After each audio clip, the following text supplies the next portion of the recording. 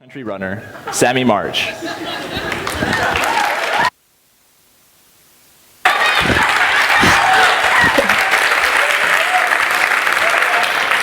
Hi.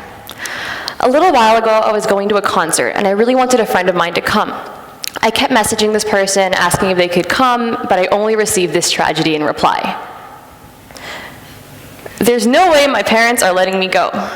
Your parents are so chill. Which is funny, because at no time in my life have my parents ever been chill.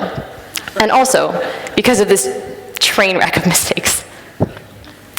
I wish I could say that I noticed these errors and moved on, but I couldn't. I looked at that your and that there and just thought to myself, how do you not know the difference between your and you are?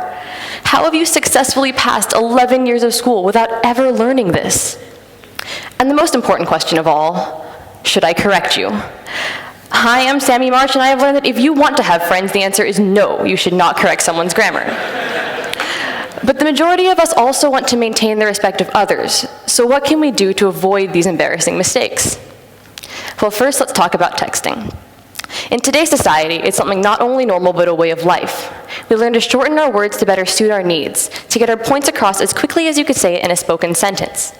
Having gotten used to concise words and phrases, our generation's writing abilities in school have significantly declined.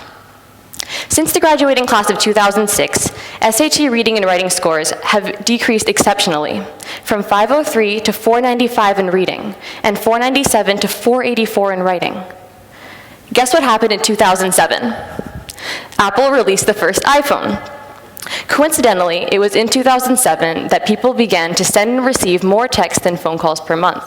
The majority of phone users had moved on from the dreaded T9 keyboard and could QWERTY their way through communicating without their voices. And while this was a revelation, it may have caused a huge decline in the reading and writing ability of our generation. We know that quality writing is the well-thought-out, organized use of words that allow us to communicate our ideas efficiently and in the best way possible. And we don't text with the same language we use in quality writing. Texts are written in the same way we speak. We write down essentially what we would be saying to the other person face to face. According to John McWhorter, a linguistics professor at Columbia University, texting has become such a huge part of our lives that it's developed its own specific grammar. He uses LOL, or lol, as an example of this. When we say LOL, we almost never really mean that we are laughing out loud. In fact, we use it when nothing is even remotely amusing. LOL has become a part of our text that signifies that we're somewhat interested, but has no real emotion behind it anymore. To illustrate this, here's a real on-stage conversation between my friend Josh and myself. Josh says, "Hello, what's up?" I say, "Not much. You?" Josh agrees. I say, "Lol, I have so much work to do, and as you can see here, nothing is even remotely amusing." Josh agrees again. And don't look at the date or time, but I was writing my entire TED Talk at this point. And Josh is doing the same. And again, LOL. And as you can see here, nothing is even moderately funny.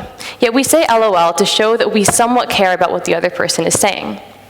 LOL is also frequently used when we aren't really paying attention to the conversation anymore. Think of it as when you fall asleep in class and the teacher calls on you with a question and you answer with the vaguest possible sentence you can think of. But let's get this straight. We can all exhale and be relieved to know that texting itself isn't necessarily the problem. Rather, we're creating a new dialect of language, and studies show that the cognitive skills of a bilingual person are notably better than that of a monolingual person, and that being bilingual actually helps to reduce your chances of developing dementia in old age. The solution isn't that we need to stop texting. The solution is that we need to find a way to differentiate between these two types of writing. Since texting, we've become so accustomed to texting as a form of writing, when in fact it is spoken language, that our texting habits have translated into our analytical writing in school. It directly correlates to our generation's quickly dropping test scores. And I know that this doesn't relate to all of us, but as a society, this is a pressing issue. If we can find a way to distinguish between these two forms of communication, we as a society can affect our community in positive ways using our articulation of ideas. Another underlying source of our declining reading and writing abilities is that people simply aren't reading enough anymore. In 1978, 8% of Americans hadn't read a single book that year. By 2014, that number climbed to 23%. 23% of Americans hadn't read a single book, either on paper, Kindle, or had even fired up audible.com that past year. 23% of Americans is about 73 million people. 73 million people is greater than the population of Thailand. But the literacy rate of the United States is 99%.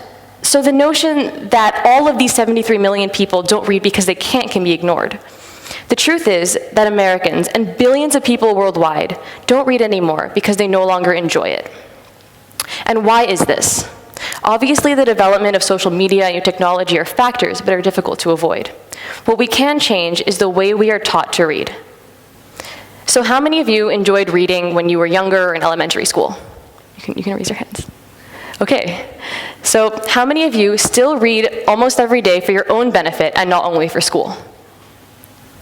Okay, so as you can see, the number dropped significantly. And why is this? As a high school student who's learning to embrace being perpetually sleep-deprived due mostly to schoolwork, I find it extremely difficult to find time to sit down and read. When in between doing schoolwork or while I put off schoolwork, I almost never think to read, but rather spend my time scrolling through Instagram or Facebook. People have made it a habit of finding different ways to focus their leisurely time, and reading has become an ignored form of relaxation, despite its overwhelming perks. Reading makes you smarter. You've probably heard this somewhere before, and maybe you're a bit skeptical, but it does. You absorb and you are exposed to a range of, you're exposed to new vocabulary, and studies show that even looking up a word in the dictionary helps you remember it. According to a paper from the University of California, Berkeley, a children's book exposes kids to 50% more words than primetime TV, or even a conversation between college graduates. Stronger reading skills may also lead to higher intelligence later in life. Reading also makes you more empathetic. When you read, you absorb a range of human emotions. You understand these characters who are going through things you never have and possibly never will.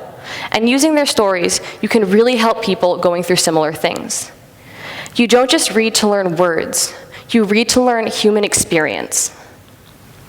So we as a generation are losing our ability to appreciate books and are becoming more and more lax with our use of grammar and vocabulary, both in texting and analytical writing. But we have ways to improve. We can give students more time to read in school and teach young kids to enjoy literature at a young age that will hopefully translate into their adult lives. We can find a way to differentiate between writing texts and writing essays. We can make sure that our generation will be known for more than just the widespread use of the text message. Thank you.